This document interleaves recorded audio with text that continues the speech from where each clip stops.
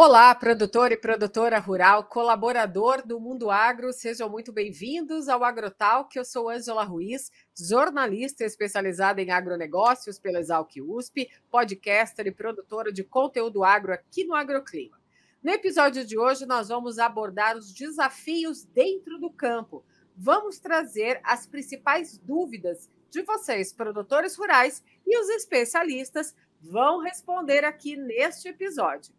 Para começar esse bate-papo, e esse o que é essas perguntas e respostas, nosso convidado é Paulo Lábio, que está localizado em Rondonópolis, na concessionária Iguaçu Máquinas. Paulo, seja bem-vindo aqui ao podcast Agrotalk. Muito obrigado, Ângelo, pelo convite. Espero que eu possa sanar o máximo de dúvidas possíveis. Vamos começar esse nosso o que é aqui, porque tem muitas dúvidas de produtores rurais para a gente tirar com você, né, especialista em ciências de dados. E vamos começar falando de conectividade, porque, olha, uma das dúvidas dos produtores rurais é sobre essa questão. Operação no campo requer conectividade, né, Paulo? E é algo que preocupa muito o produtor rural, pelo impacto que isso pode causar na rotina do dia a dia no campo. Qual que é a estratégia que você pode recomendar para o produtor rural? Realmente, a conectividade ela tem um grande impacto na operação agrícola hoje. Então, hoje a gente tem cada vez mais equipamentos e mais tecnologias sendo desenvolvidas e que demandam a conectividade. Hoje, a solução que a John Deere e a Iguaçu Máquinas vem trabalhando é com a Sol. A Sol ela fornece uma antena de conectividade de rede móvel, então ela estaria fornecendo 4 tipos de sinais. O primeiro sinal é o Narrowband, que ele vai trabalhar com a parte de sensoriamento de preferência estático, ou seja, com a parte de estação meteorológica. Depois a gente vai ter o tipo de sinal CAT-M, que ele também é similar ao Narrowband, mas só que ele também possibilita essa parte móvel. E aí a gente vai ter o 3G e o 4G, que é para o maquinário, para o uso pessoal, os operadores, para comunicação e etc. Essa é uma boa vantagem, uma boa estratégia para o produtor, porque ela fornece uma conectividade em ampla áreas. Então, ou seja, a gente consegue fornecer cobertura de área em até 8 quilômetros com a rede 3G e 4G. Então, isso é muito bom porque o produtor ele pode estar definindo, às vezes, alguns clusters de conectividade com outros produtores ao redor e está desenvolvendo ali uma grande expansão de conectividade na sua área. E um outro fator muito importante da conectividade é que a valorização da região e a qualidade de vida que ele vai conseguir fornecer para os seus operadores, ele começa a estar entrando já num outro nível. Muito bacana isso que você falou, porque essa atuação dos produtores rurais, né, da região ao redor, um colaborando com o outro nessa conectividade, traz aí a questão dessa janela operacional de trabalho, né? Como que as novas tecnologias podem ajudar esse produtor rural na gestão do trabalho? Como eu disse anteriormente, as máquinas e os softwares vão cada vez demandando mais conectividade, né? Então, hoje o produtor rural ele disponibiliza de plataformas digitais. Um exemplo disso é o Operation Centers, que é fornecido pela John Deere. É uma plataforma gratuita, então o produtor que tiver o equipamento da John Deere, ele consegue fazer o cadastro desse equipamento, ele consegue estar acompanhando a parte de telemetria, as suas operações sendo executadas dentro da plataforma. E além dele só acompanhar, ele também consegue ter um melhor planejamento, tá? Então, hoje existem recursos dentro da plataforma Operation Center, onde ele consegue já deixar definido operações e ele pode estar fazendo o envio dessas operações para os equipamentos, facilitando a vida do operador, até na padronização das informações que ele vai adicionar, né? Então, isso é muito importante que para uma análise de dados, por exemplo, posterior, o fato dele ter classificado muito bem as informações, ter criado um padrão disso, facilita a análise dos dados depois que ele está concluindo alguma operação. E isso é muito bom, porque o produtor, pelo fato dele conseguir estar acompanhando isso praticamente em tempo real, ele consegue ter uma gestão muito boa da sua janela. Então, um exemplo, se ele definiu que ele precisa fazer 150 hectares por dia, por exemplo, para cumprir a sua janela operacional, e ele fez 100 hectares, significa que no próximo dia da sua operação, ele vai precisar ter um aumento ali das suas horas operacionais. Então, isso faz com que ele tenha uma boa gestão do que ele precisa fazer nas próximas etapas da sua operação. Bacana. Vamos falar agora, então, de economia de combustível. Como que a agricultura de precisão ela pode auxiliar o produtor rural nesses 2 pontos, economia e combustível? Hoje, os equipamentos já são super completos com a parte de telemetria, né? Então, dentro da própria plataforma Operation Center, o produtor consegue acompanhar vários indicadores de utilização da máquina que refletem diretamente na economia de combustível. Então, eu vou falar alguns exemplos. O fator de carga do motor, então ele sabe como que essa máquina está sendo operada e como que o motor está trabalhando. Isso impacta direto no consumo de combustível. Nós temos a velocidade de trabalho e de transporte, então caso o operador esteja excedendo a velocidade que ele deixou definido, isso também vai impactar na economia de combustível e na ociosidade da máquina. A ociosidade da máquina também é um fator muito importante, porque essa máquina ela vai estar ligada, teoricamente ela teria que estar em trabalho, mas às vezes por algum problema logístico, ela não conseguiu dar continuidade. Então ele acaba também tendo prejuízo, fazendo com que ela consuma mais combustível do que deveria. E aí a gente tem outros 2 fatores que também atrelam a agricultura de precisão. Então, o primeiro o produtor hoje consegue monitorar as movimentações que o equipamento faz dentro dos talhões. Então, caso ele consiga identificar que essa máquina está fazendo um excesso de manobras na bordadura ou em alguma movimentação fora do normal, ele também consegue providenciar uma correção. Então, quanto menos manobras que essa máquina executa, menor é o consumo de combustível e maior é a economia do produtor. E por último é o estudo dos projetos de orientação, né? Então hoje a gente possui alguns softwares que conseguem analisar a melhor eficiência de operação dentro de um talhão. Então a gente consegue hoje trabalhar com a parte de altimetria e com a parte de orientação e consegue definir para o produtor ali qual que seria o melhor sentido, onde ele teria o melhor aproveitamento da sua área e o melhor aproveitamento do tiro da máquina, no caso, né? Fazendo com que ela percorra mais tempo em linha reta, evitando assim também a redução das manobras. Perfeito. Tem outra pergunta aqui para você, de um produtor rural. Qual que é o segredo para driblar a janela do plantio muito curto? Hoje a gente acredita que a janela operacional ela trabalha com 2 fatores fundamentais. O primeiro é a parte climática. Infelizmente, a gente não tem controle do clima, mas a gente consegue sim ter estratégia em cima do que vai acontecer. E por isso que eu citei anteriormente como a conectividade e a parte das estações meteorológicas são importantes, porque isso proporciona para o produtor uma melhor estratégia. Então, ele consegue hoje ter uma previsão com muita exatidão, utilizando as estações meteorológicas, de até 4, 5 dias as previsões. Então, ele já consegue antecipando a demanda da sua parte logística, né? Quando começar, como começar, por qual talhão vai estar recebendo primeiro a chuva, qual vai ser o volume de precipitação. Então, ele consegue ter uma visão mais ampla da parte climática e consegue estar se preparando para isso. E o segundo fator que é muito importante é a parte de capacidade operacional. Então, hoje é fundamental que o produtor entenda a sua capacidade operacional, a sua disponibilidade mecânica, para que ele se enquadre, que ele faça um bom planejamento a partir da sua capacidade. Ele não pode estar extrapolando muito no que ele planeja cultivar, operacionalizar, caso a sua capacidade operacional não seja eficiente. E a Judira ela lança tecnologias referentes a esse tipo de problema. Um exemplo, por exemplo, é a Exact Emerge. Então, ela é uma plantadeira que hoje possui um sistema de escova brush belt, ela tem os motores elétricos. Então, é uma plantadeira que possibilita o produtor operacionalizar até 16 por hora o plantio.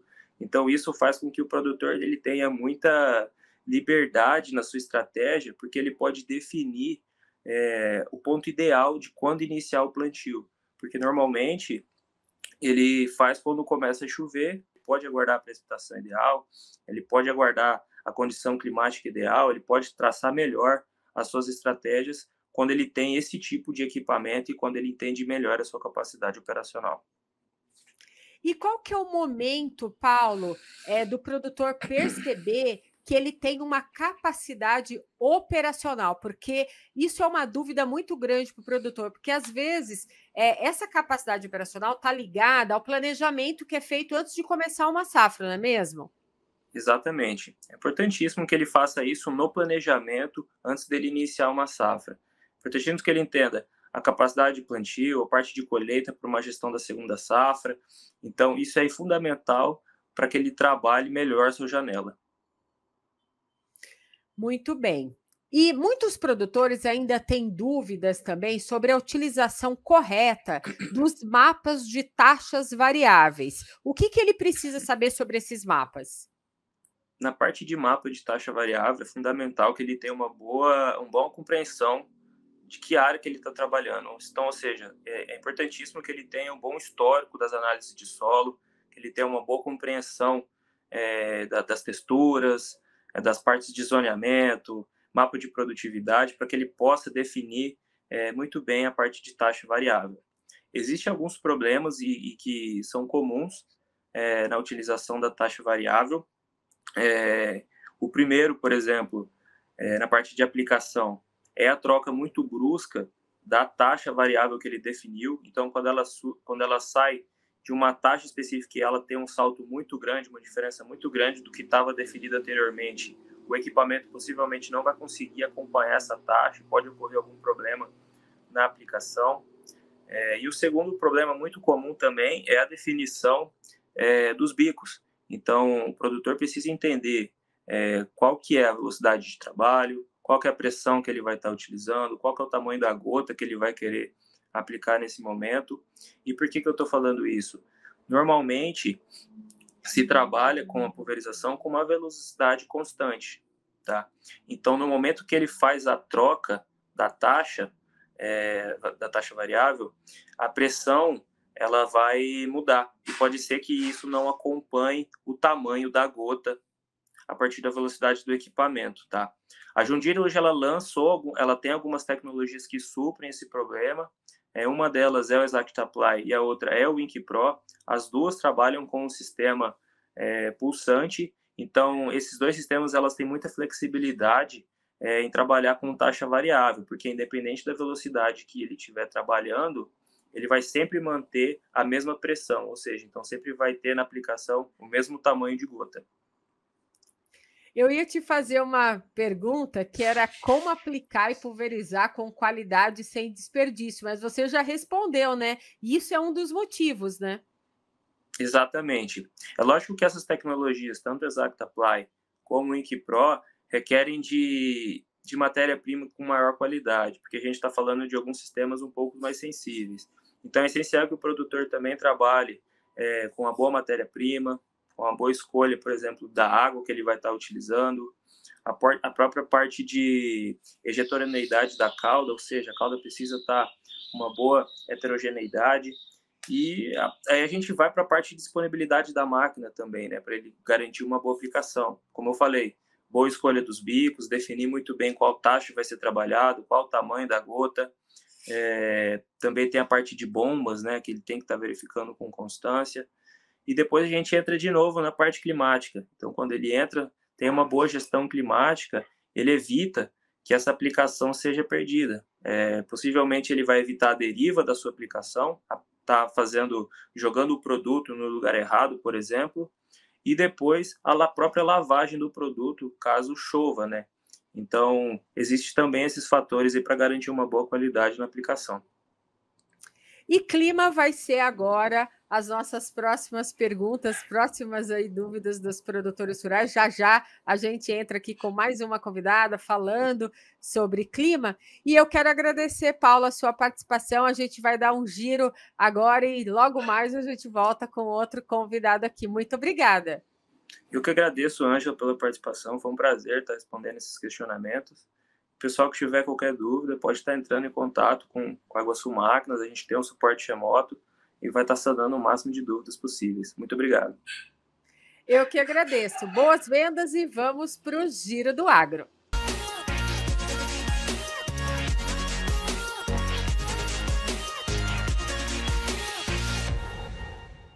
A John Deere investe pesado em tecnologia e inovação. sempre prezando pelo que é melhor para o cliente. A integração de plataformas, ou seja, fazer com que diferentes aplicativos e diferentes tecnologias conversem, não é tão simples quanto começar uma conversa com um colega de outra área no trabalho. Mas os resultados sim são muito favoráveis. Podemos colocar os dados para trabalhar a nosso favor, proporcionando redução de custos e ganho de eficiência. Vale ressaltar que isso só ocorre quando há liberação para uso desses dados por parte do proprietário.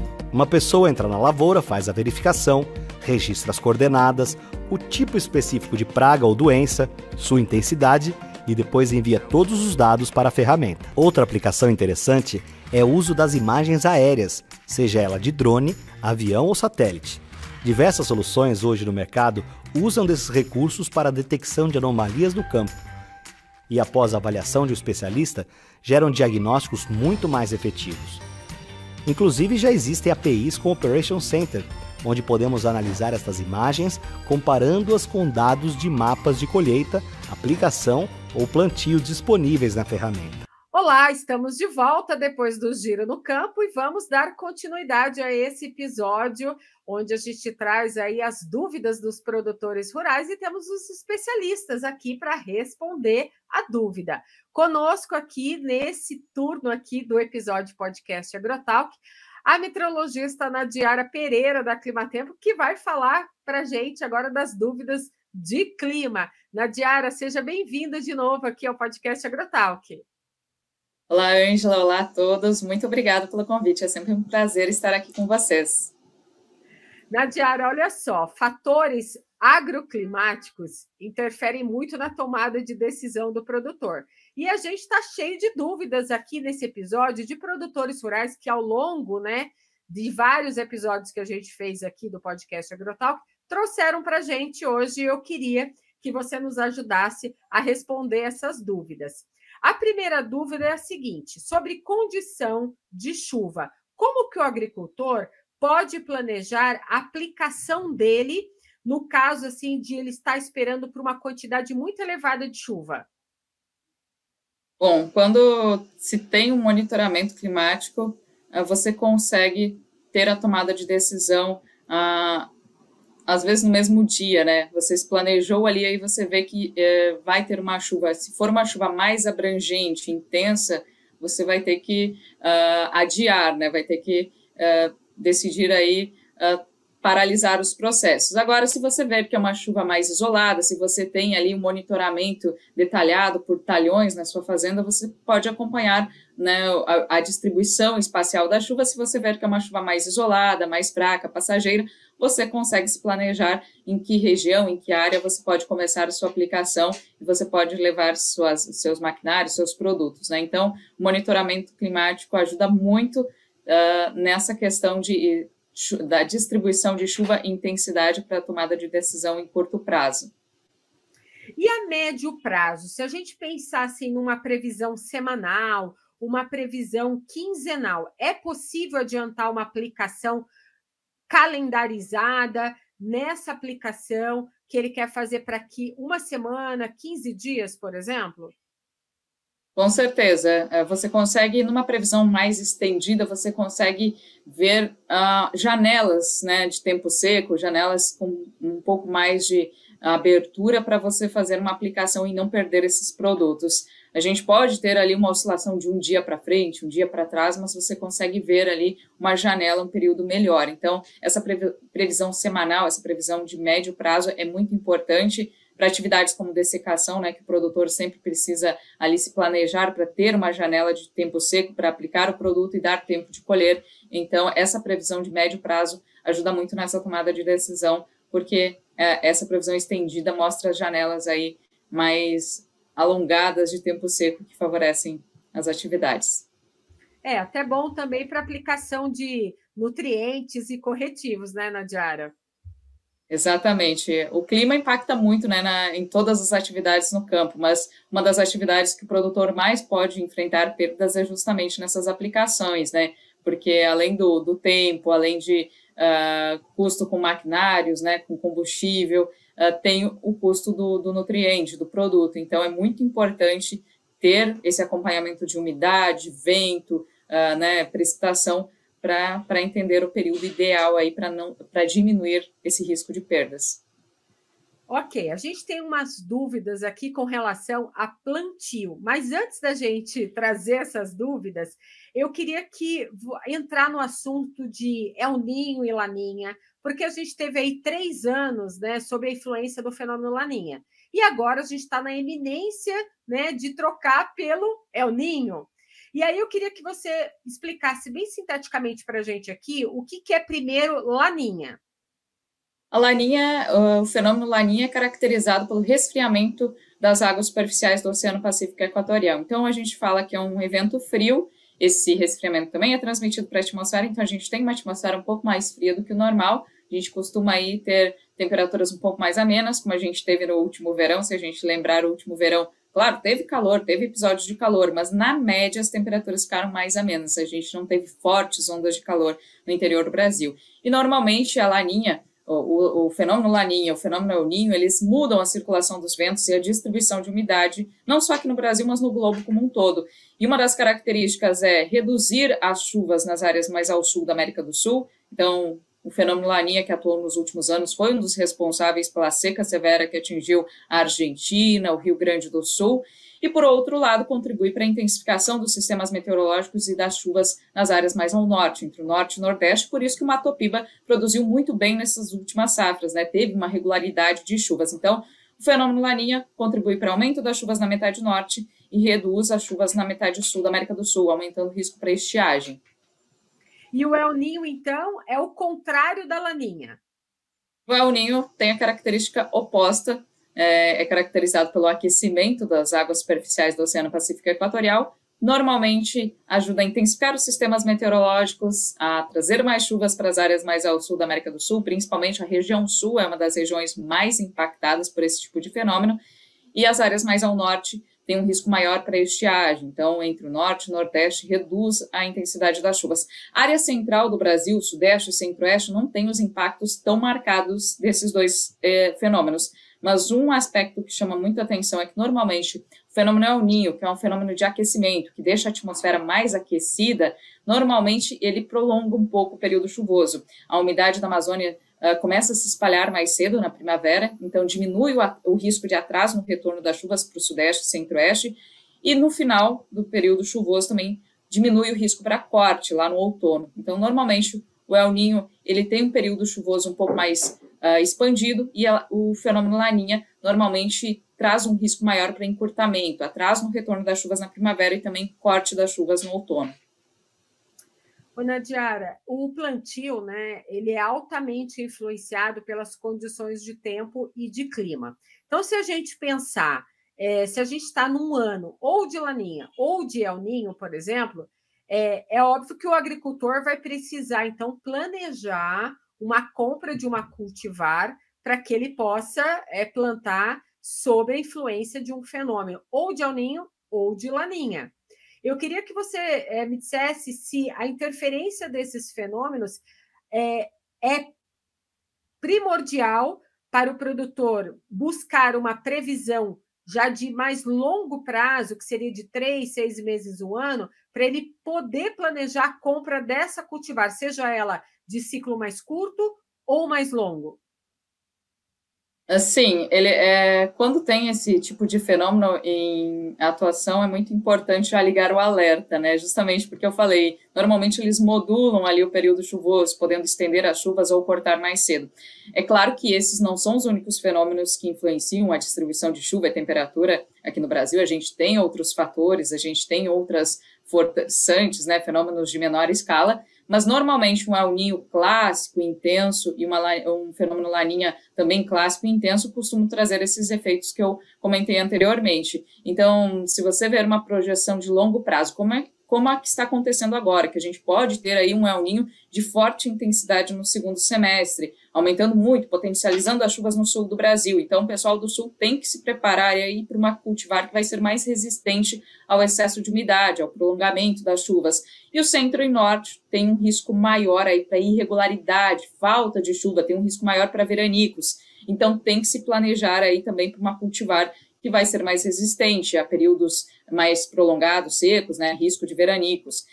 Normalmente, o período aí primavera e verão é o período chuvoso no centro e norte, quando eu falo aí centro e norte, Mato Grosso, Mato Piba. Então, a gente não vai ter aí um período completamente seco, mas a característica da chuva deve mudar, né? As pancadas devem ser mais isoladas, devem ser mais espaçadas, então em alguns momentos a gente pode ter janelas maiores de tempo seco, então tem que se planejar aí com uma cultivar que seja mais resistente a veranicos, a períodos um pouco mais secos. E também tem esse fator aí de que o período úmido pode se prolongar um pouco mais, especialmente no centro-sul do Brasil. Então, normalmente,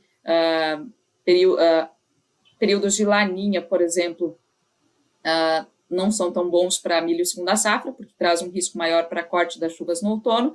Períodos de El Niño, normalmente, se expande um pouco mais a umidade pelo centro-sul do país até o início da próxima estação, do outono. Então, também é um fator aí que o produtor pode se planejar quanto às cultivares de soja e milho segunda safra, planejando aí para o ciclo como um todo.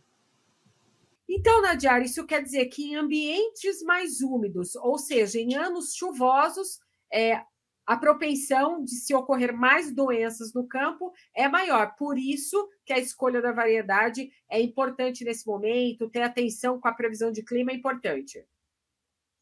Sim, o produtor tem que se preparar aí com uma cultivar que seja mais resistente, tanto à umidade quanto à falta de períodos de luminosidade, né? Porque em períodos mais chuvosos a gente acaba tendo uma diminuição aí de radiação. E, claro, também já se preparar com aplicações, né? Com produtos que vão...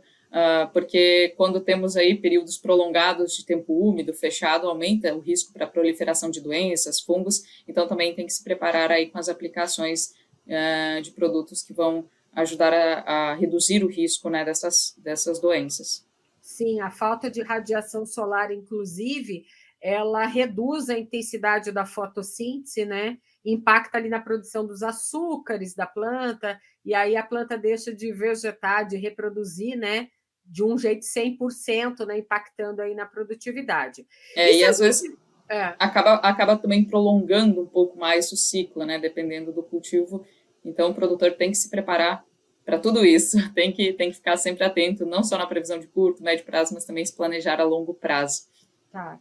E se a gente pensar no contrário, numa situação que a gente tem menos chuva, né, que tem até um potencial de estresse hídrico, ele também precisa estar de olho ali nessa condição climática?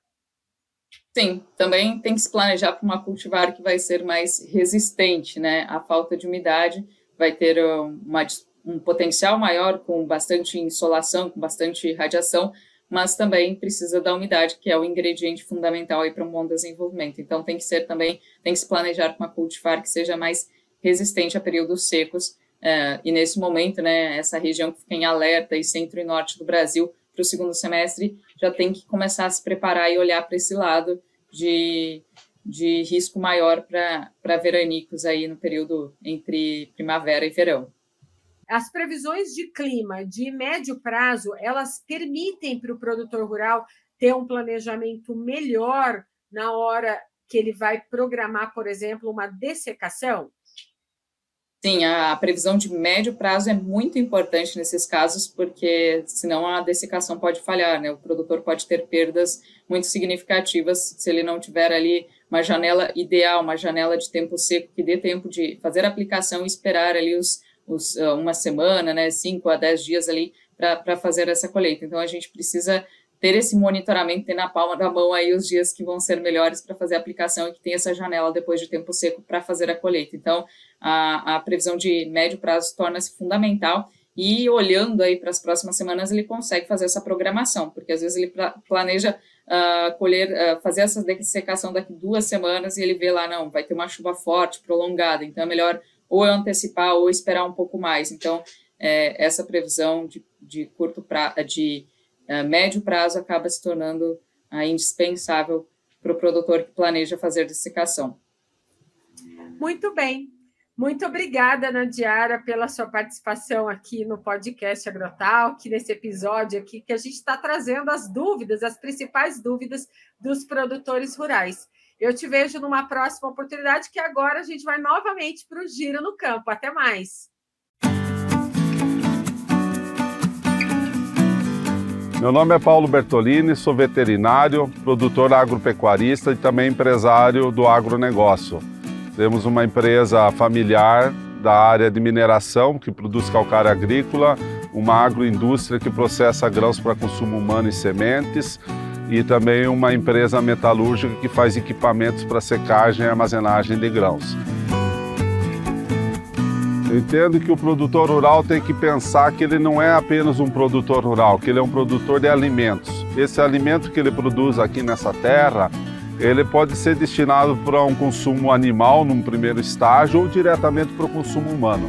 Portanto, a qualidade do produto que é produzido aqui, a segurança alimentar, a rastreabilidade desse produto, ela tem que ser garantida até o nosso consumidor final. Quanto mais o mercado consumidor exige de nós comprovação para que o que a gente faz aqui tenha garantia de uma segurança alimentar, tenha garantia de rastreabilidade, faz com que a gente também invista em tecnologia, através de telemetria, através de apontamentos de produção, controle de tudo que é aplicado, de todas as pessoas que manejam nossos insumos, nossa produção final.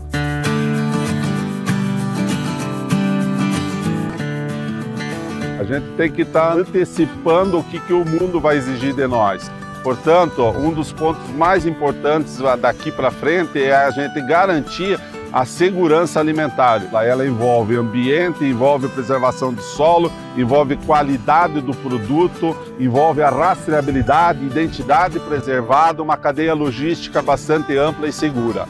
E esse é o nosso desafio, e o desafio do produtor brasileiro de alimentos é preservar a qualidade daquilo que ele produz.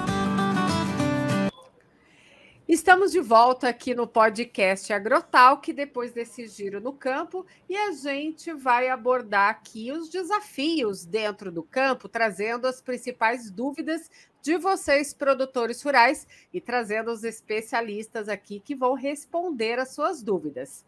Comigo agora nesse bloco, Renan Gonçalves, consultor do Centro de Soluções Conectadas John Deere, localizado em Ponta Porã, na fronteira com o Paraguai, da concessionária Ciarama. Renan, tudo bem? É um prazer receber você aqui no podcast Agrotalk. Olá, Ângela, tudo bem? É muito bom estar com vocês aqui, poder trazer um pouco do nosso conhecimento para os produtores. Bacana, Renan. Olha só, vamos esquentar aqui esse bate-papo, porque já tem dúvidas aqui de produtores rurais para você nos responder. Olha, a primeira pergunta é a seguinte: quais tecnologias da John Deere o produtor deve adotar no plantio, na pulverização e na colheita para ajudar na implementação desse conceito de produzir mais com menos? Então, hoje vamos começar com pulverização. Temos uma tecnologia que faz com que os produtores possam reduzir custo de 2% a 5% com insumos. Ainda mais nessa alta de insumos que estamos tendo, e entra bem nesse conceito, onde podemos produzir mais com menos. Temos a tecnologia Exactaply e InKink Pro, onde nós podemos usar suas funções como acionamento inteligente de ponta, controle de seção e compensação de curva, onde ele vai dar uma maior acuracidade da sua aplicação, ou seja, onde você não deve aplicar, ele vai cortar a pulverização. Por exemplo, você deu uma passada e ele marcou que foi pulverizado. E você, ao passar por essa mesma passada, ele não vai pulverizar, porque já foi registrado que foi pulverizado. E assim você evita o desperdício na pulverização. Levando em consideração a parte da colheita, nós temos hoje a tecnologia que chama Combine Advisor, que ele faz com que nós tenhamos menos percas na colheita e uma maior limpeza no seu grão. Ele reduz a perda e aumenta a qualidade do grão, colhendo. E assim ele reduz quebras de sujeira no graneleiro e ele faz com que tenhamos um ajuste automático das configurações da colheitadeira, ou seja, o agricultor hoje ele não precisa mais ter que fazer aquele ajuste manual, quando ele troca de talhão, quando ele tem uma situação onde tem uma maior sujeira, isso tudo a máquina vai fazer automaticamente e de uma melhor maneira. Temos também as plantadeiras hoje, que são as plantadeiras DB Max Emerging, que ela entrega uma maior qualidade de plantio, oferecendo 16 melhor singulação. E temos também o dosador que vem junto dessa tecnologia com transmissão elétrica, que reduz os custos com semente em até 7%. E ele também vem com compensação de curva no plantio. Ou seja, ele tem o mesmo estilo da pulverização. Ele tem o desligamento de seção, onde ele já foi plantado, ele não vai plantar de novo. Ou seja, arrematamento de plantio, ele vai desligar a seção e você não vai estar gastando semente. Então, essa é uma baita tecnologia que vem para ajudar o agricultor a reduzir seus custos com insumo e também gastar menos e ter maior rentabilidade.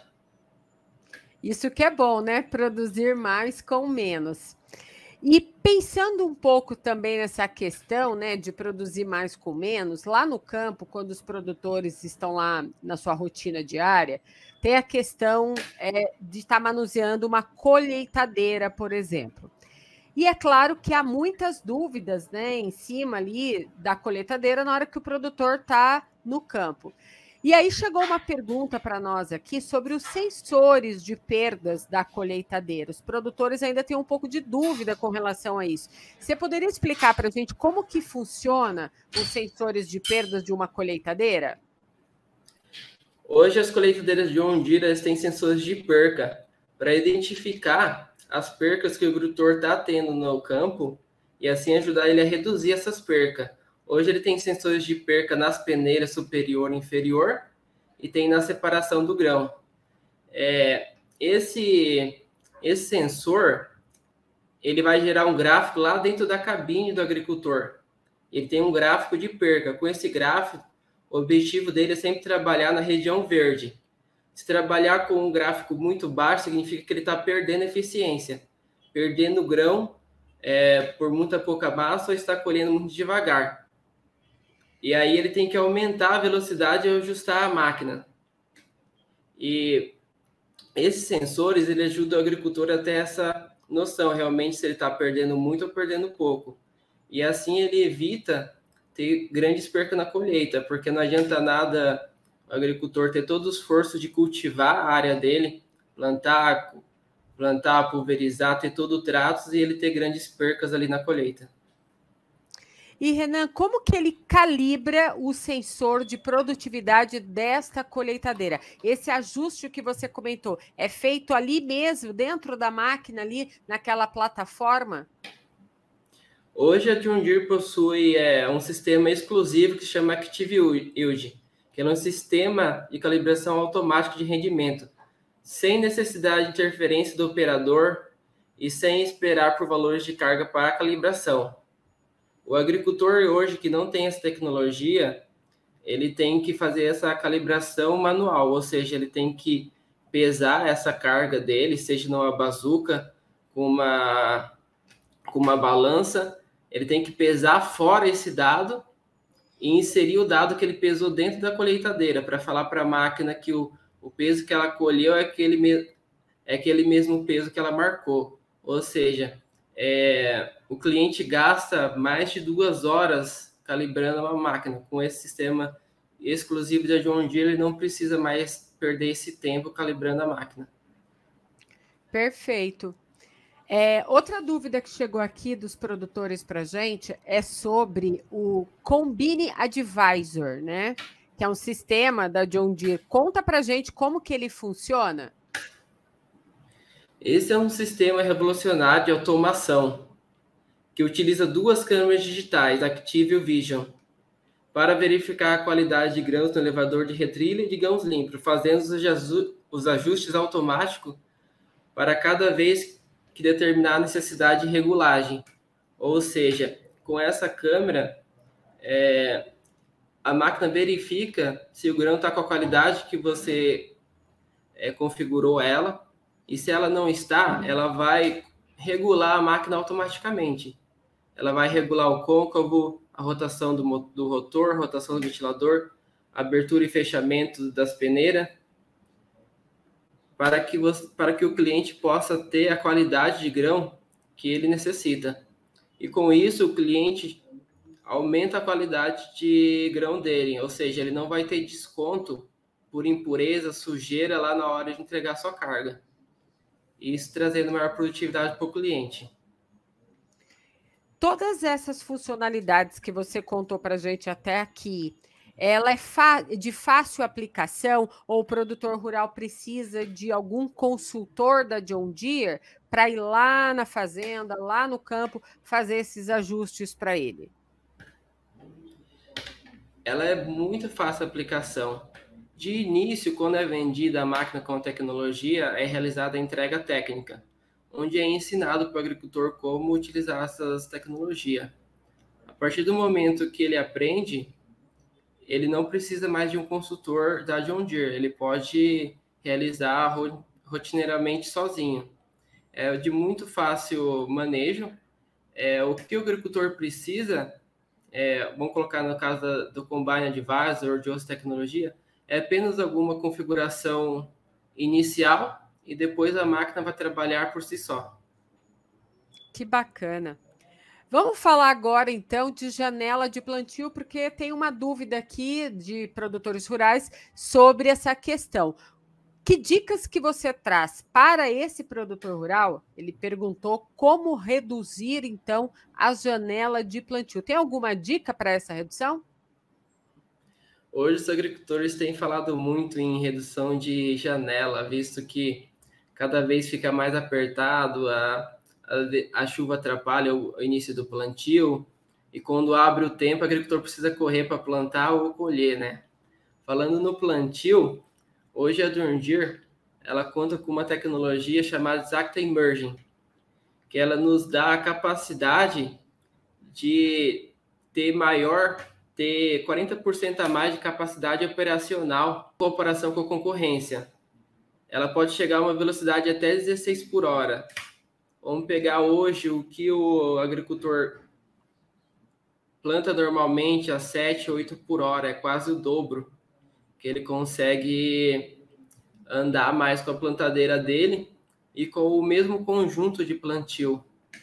Ou seja, ele não, para diminuir a janela sem aumentar o maquinário, realmente essa tecnologia faz com que o agricultor ele corra mais, mas não corra mais para plantar de qualquer jeito, corra mais com qualidade.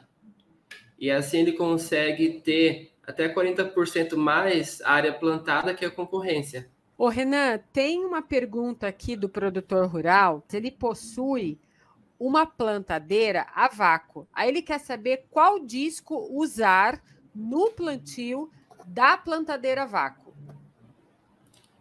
Para o plantio de soja, nós temos o ProMax 64, que possui 64 furos para o plantio. Para o plantio do milho, nós vamos ter que trocar esse disco. Temos o disco ProMax 40, e com ele é possível alcançar população de até 2,5 sementes por metro. Uma dica importante é fazer a aplicação de grafite spray nos discos a cada 20 horas de trabalho para evitar desgastes prematuros da peça. Muito bem. Olha, Renan, muito legal essa sua participação aqui no AgroTalk, né? A gente está com esse episódio aqui trazendo as dúvidas dos produtores rurais, né? Colhendo essas perguntas e trazendo vocês, especialistas, para estar respondendo o produtor rural aqui nesse podcast. Então, eu agradeço muito a sua participação. Um abraço aí para a equipe da Cearama em Ponta Porã e eu espero rever vocês numa outra oportunidade, tirando outras dúvidas. Muito obrigado, nós que agradecemos. Até mais. Até mais. Fazer parte do desenvolvimento do Brasil é motivo de orgulho para a John Deere. São 5 fábricas, além do Banco John Deere, do Escritório Regional, dos Centros de Treinamento, o de Distribuição de Peças e o de Agricultura de Precisão e Inovação em Campinas. E temos a maior rede de concessionários e distribuidores do país. É a nossa gente produzindo as soluções que cada um de nossos clientes precisa para vencer seus desafios.